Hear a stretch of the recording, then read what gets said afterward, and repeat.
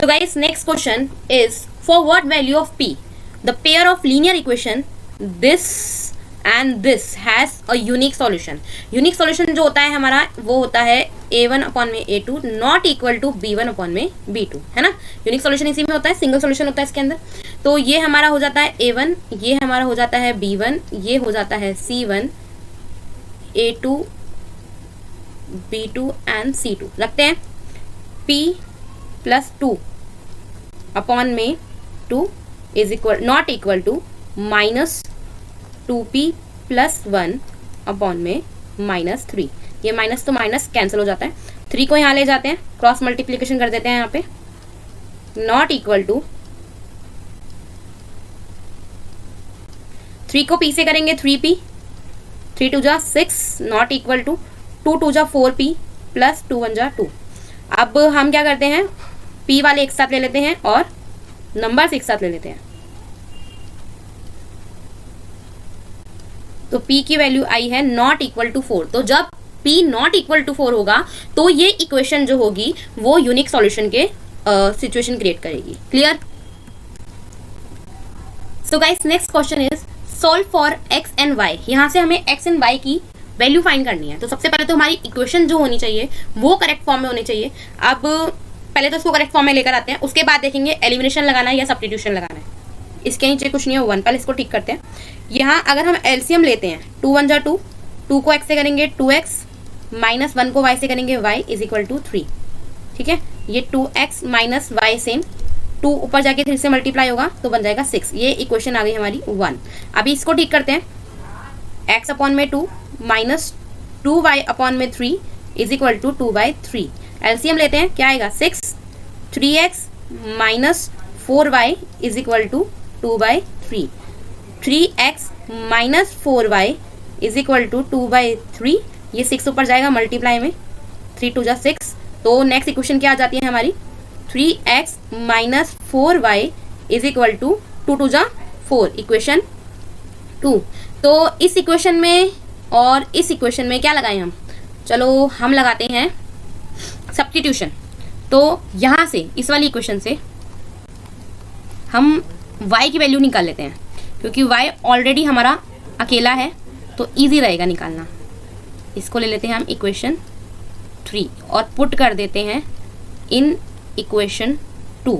Equation 2 थी हमारी 3x minus 4y is equal to 4. अभी रखते हैं y की वैल्यू जो आई है वो आई है 2x minus 6 is equal to 4 same. ठीक है, तो 3x माइनस 4 टू जा 8 माइनस माइनस प्लस 4 6 जा 24. तो 3x में से 8x जाएगा, हमारा बचेगा माइनस 5x. 24 वहाँ जाके माइनस का माइनस 5x, ये आ गया माइनस 20. ठीक है, x is equal to minus 20 upon में माइनस 5. माइनस से माइनस कैंसिल, 5 4 जा 20. x की वैल्यू जो आ जाती है हमारी आ जाती है 4. इसको हम पुट कर लेते हैं इन इक्वेशन 3. तो इक्वेशन 3 जो है हमारी ये वाली है, क्या है 2x minus 6 is equal to y. 2x की वैल्यू आई है 4, 2 4 जा 8 minus 6 is equal to y. तो गाइस y की वैल्यू आ जाती है हमारी 2. दोनों की वैल्यू आ चुकी है, y की आई है 2, x की आई है 4. आई होप आपको क्लियर है. So next question is again हमें पहले x और y चाहिए और हमें p भी चाहिए. तो हम इसमें लगाते हैं, कौन सा लगाएं, हम इसमें लगाते हैं एलिमिनेशन मेथड. ठीक है, आपकी चॉइस है, आप कोई भी लगा सकते हो, सब्स्टिट्यूशन भी लगा सकते हो और एलिमिनेशन भी लगा सकते हो, अंटिल आपको मेंशन नहीं किया जाए कि कौन सा मेथड फॉलो करना है. ठीक है, तो हमारे पास देखो एक इक्वेशन है 3x plus 2y is equal to 11 और एक इक्वेशन है 2x plus 3y is equal to 4. तो हम क्या कर सकते हैं, हम इस इक्वेशन को 2 से मल्टीप्लाई कर देते हैं और इस इक्वेशन को 3 से मल्टीप्लाई कर देते हैं. तो 2 3 जा 6x, 2 2 जा 4y इज इक्वल टू 22. 3 से करेंगे 2 3 जा 6, 3 3 जा 9y इज इक्वल टू 12. है ना. अब साइन चेंज होते हैं, सारे प्लस के हैं, प्लस वाले नेगेटिव हो जाएंगे. 6x से 6x तो कैंसिल, प्लस माइनस माइनस, यहाँ पे प्लस माइनस माइनस 9y में से 4y आ जाएगा तो बचेगा माइनस का 5y और यहाँ पे हमारा बचेगा माइनस नहीं पॉजिटिव 10. है ना. तो y की वैल्यू तो आ जाती है हमारी 10 बाई -5, सॉरी -2। अब हम नाम दे देते हैं ना पहले इक्वेशन को। इसको ले लेते हैं हम इक्वेशन 1 और इसको ले लेते हैं हम इक्वेशन 2।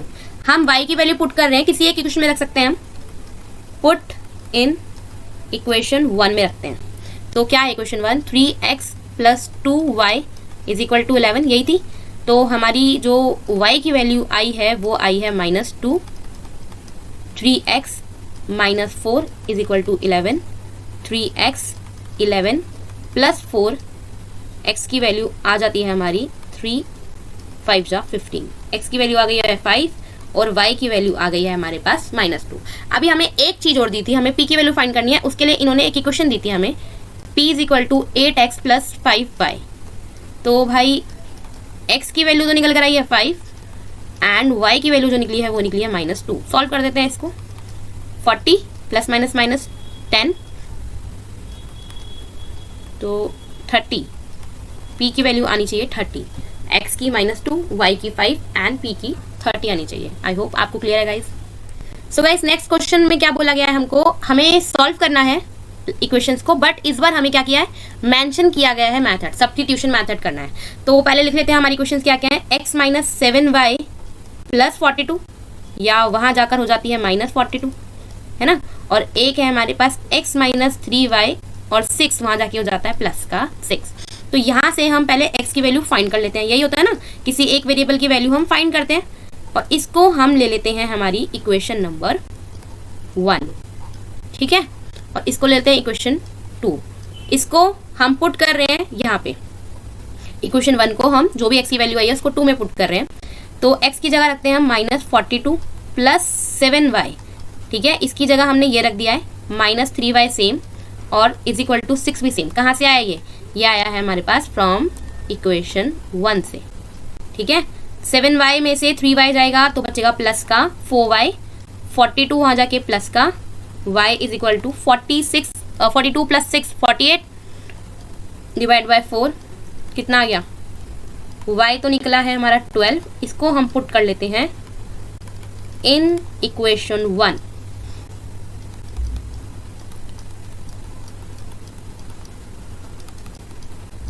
ट्वेल्व 7 जा 84, ± 4 में से 2 गया 2, 8 में से 4 गया 4, प्लस का 42 आएगा, बड़ी संख्या ये प्लस का साइन था।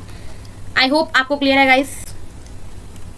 The next question is given the linear equation. एक लीनियर इक्वेशन हमें गिवन है, हमें अनदर लीनियर इक्वेशन लिखनी है इन वेरिएबल्स के अंदर ही, एक्स और वाई में भी, कि इस तरीके से बनाए कि ज्योमेट्रिकल जो उनका रिप्रेजेंटेशन हो वो एक पैरेलल लाइन आए, एक कोइंसिडेंट लाइन आए और एक इंटरसेक्टिंग लाइन आए। तो गाइस एक सिंगल इक्वेशन से तो हो नहीं सकता, तीनों के लिए हमें अलग अलग सॉल्व करना पड़ेगा, इक्वेशन क्रिएट करनी पड़ेगी। तो सबसे पहले हमारी मेन इक्वेशन है वो लिख लेते हैं हम, ठीक है। फिर करना क्या है, पहला है हमारा पैरेलल। अब पैरेलल वाला जो केस है वो हमारी होता है कौन सा, जब हमारा a1/a2 इक्वल हो b1/b2 के, बट नॉट इक्वल हो c1/c2 के। तो हम इन दोनों को तो सेम नंबर से मल्टीप्लाई कर लेते हैं, या सेम नंबर भी रख सकते हैं, बट इसको हम सेम प्रोपोर्शन में नहीं रखेंगे c वाले को। तो हम इन स्टार्टिंग वाले को तो कर देते हैं 2 से मल्टीप्लाई, तो 4x और 6y, और लास्ट वाला जो है उसको हम एज इट इज रख सकते हैं। तो देखो 2/4 करेंगे हम तो हमारा हाफ आएगा, और 3/6 करेंगे हम तो भी हमारा हाफ आएगा, बट -12/12 करेंगे हम तो हमारा -1 आएगा। तो half equal to half but not equal to -1, sorry, या हम ऐसे बोल सकते हैं a1/a2 इक्वल आया है b1/b2 के, बट नॉट इक्वल आया है c1/c2 के। तो ये इक्वेशन जो है हमारी वो बन जाती है पैरेलल लाइन के लिए। ऐसे ही हमें क्रिएट करनी है कोइंसिडेंट लाइन के लिए। तो कोइंसिडेंट लाइन के अंदर जो हमारा रूल होता है वो उसमें हमारे तीनों इक्वल होते हैं, a1/a2 इक्वल होता है b1/b2 इक्वल होता है c1/c2। तो हम पूरी इक्वेशन को सेम से मल्टीप्लाई कर देते हैं, सेम नंबर से, लाइक 4x 2 से मल्टीप्लाई कर रही हूँ मैं, 6y -24। पूरी इक्वेशन को मैंने क्या किया, 2 से मल्टीप्लाई कर दिया, 2 × 2 = 4, 2 × 3 = 6 एंड 12 × 2 = 24।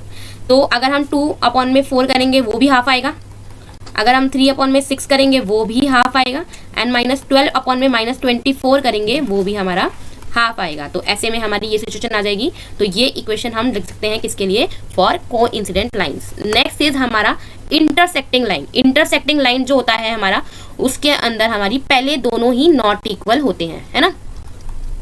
तो हम दोनों को ही अलग अलग नंबर से मल्टीप्लाई कर देते हैं। एक्स वाले को हम कर देते हैं 4 से, सॉरी 2 से, और 3 को हम एज इट इज रहने देते हैं, 12 को भी एज इट इज रहने देते हैं। हमने एक चेंज कर दिया। तो अगर हम 2/4 करेंगे तो हमारा हाफ आएगा, एंड अगर हम 3/3 करेंगे तो हमारा 1 आएगा। तो ऐसे में हमारा a1 अपॉन में a2 नॉट इक्वल आ जाएगा b1 अपॉन में b2 के। और कौन सी लाइन क्रिएट हो जाएंगी, इंटरसेक्टिंग लाइंस। ठीक है, क्लियर है guys. The next question is the difference of two numbers is 66। हमें नंबर नहीं पता कौन से नंबर्स हैं, बट उन दोनों के बीच का जो डिफरेंस है वो 66 है। अब एक नंबर जो है वो दूसरे का 4 टाइम्स है। दो चीजें बताई गई हमें, एक तो दोनों नंबर के बीच का जो डिफरेंस है वो 66 है, और एक नंबर दूसरे का 4 टाइम्स है। तो हम लोगों को दोनों नंबर पता लगाने हैं।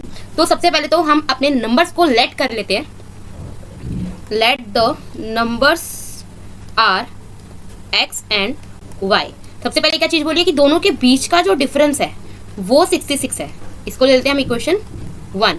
और एक चीज बोलिए, अगर हम दोनों में से जो भी नंबर बड़ा मान रहे हैं, हम मान लेते हैं हमारा x जो है वो बड़ा है, तो एक नंबर छोटे वाले नंबर का क्या है, 4 टाइम्स। तो ये हो गई हमारी इक्वेशन 2।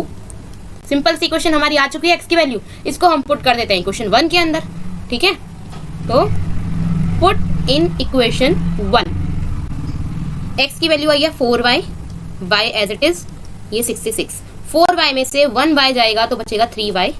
66 y की वैल्यू आ जाती है हमारी 22। एक नंबर तो हमें पता चल ही गया है। इसको ले लेते हैं हम, सॉरी लेते नहीं है, इसको हम लिख लेते हैं पुट इन इक्वेशन 1। यहाँ पे पुट कर लेते हैं x is equal to 4, y की वैल्यू आई है हमारी 22, x की वैल्यू क्या हो जाती है 88। दोनों का डिफरेंस 66 आ रहा है ना, 88 में से 22 गया तो क्या बचेगा 6, और 22 को 4 से मल्टीप्लाई करेंगे तो बन जाएगा 88। तो दो नंबर हमारे हो जाते हैं 22 एंड 88। आई होप आपको क्लियर है guys. So the next question is for what value of k the following system equation will be inconsistent. Inconsistent क्या होता है, जब हमें x और y का कोई सॉल्यूशन नहीं मिलता, यानी कि पैरेलल लाइंस। और पैरेलल लाइंस के लिए जो हमारी इक्वेशन होती है वो होती है a1 अपॉन में a2 equal to b1 upon में b2 but not equal to c1 upon में c2। यहाँ पे हमारे सारे कोफिशिएंट्स लिख लेते हैं हम। पहली इक्वेशन के हिसाब से हमारे जो a1 है वो है k, b1 है वो है प्लस का 3, और c1 है हमारा k माइनस 3। और इक्वेशन 2 के हिसाब से कोफिशिएंट देख लेते हैं। तो a2 है 12, b2 है हमारा प्लस का k, और c2 है हमारा अगेन प्लस का k। तो इक्वेशन डालते हैं हम ये वाली में। तो k अपॉन में 12 इज इक्वल टू 3 अपॉन में k not equal to k minus 3 upon में k। तो गाइस हम दोनों को सॉल्व करेंगे। पहले हम इस वाले केस को सॉल्व करते हैं। तो k स्क्वायर एंड 12 को 3 से करेंगे तो 36। स्क्वायर सामने जाके क्या बनता है अंडर रूट, और रूट से हमेशा दो वैल्यू बाहर आती है, एक प्लस की एक माइनस की 6। तो k की दो वैल्यू हो जाती है प्लस का 6 और माइनस का 6। k की वैल्यू क्या नहीं होनी चाहिए, तो ये इक्वेशंस इनकंसिस्टेंट रहेंगी। तो 3 अपॉन में k not equal to k minus 3 upon में k। तो अगर मैं इस k को यहाँ ले जाऊं, बाकी मैं सेम रखूं, k से k कैंसिल, 3 की वैल्यू 3 वहां जाकर प्लस का हो जाएगा। तो k की वैल्यू जो है वो 6 नहीं हो सकती है।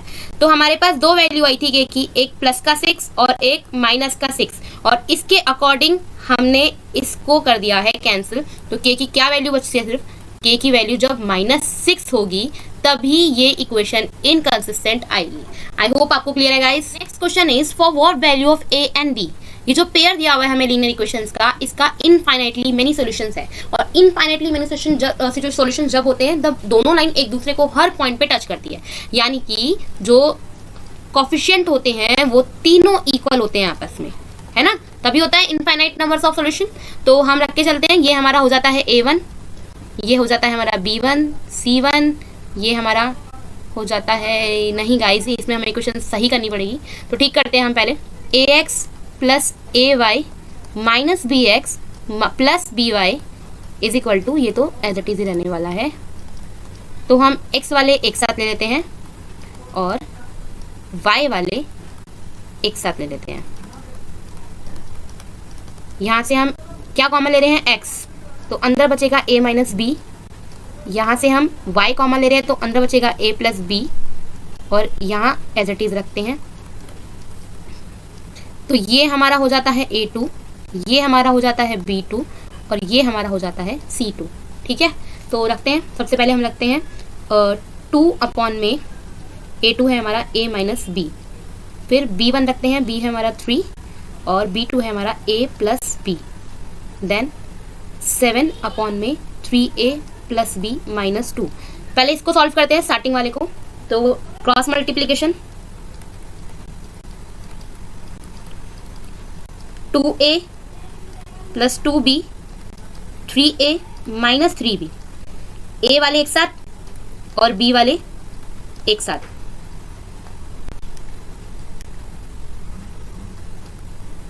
ये हो गया 5b। a की वैल्यू जो है गाइस हमारे को मिली है 5b के इक्वल। इक्वेशन 1 आ जाती है। अभी इसको सॉल्व करके देखते हैं क्या होता है। तो 3 अपॉन में a plus B is equal to 7 upon में 3a प्लस बी। जितना सिंप्लीफाई हम कर सकते हैं पहले वो कर लेते हैं, उसके बाद हम वैल्यू पुट करेंगे। क्रॉस मल्टीप्लिकेशन करते हैं।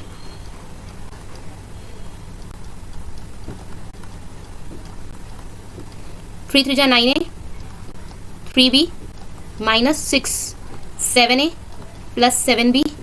ठीक है, 9a और ये 7a। ठीक है, और ये 3b और ये माइनस 7b। 6 वहाँ रह जाते हैं पॉजिटिव का। 9a में से 7a जाएगा तो बचेगा 2a। 3b में से 7b जाएगा तो बचेगा minus 4b is equal to 6। अभी हम क्या करते हैं, इस इक्वेशन में हम b की वैल्यू पुट कर देते हैं। तो 2a की जगह हम रख रहे हैं 5b। ठीक है, एज इट इज सेम बाकी का। कहाँ से आया, फ्रॉम इक्वेशन 1 से।